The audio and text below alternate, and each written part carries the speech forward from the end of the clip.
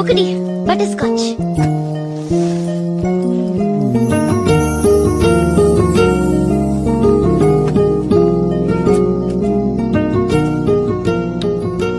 రానన్నా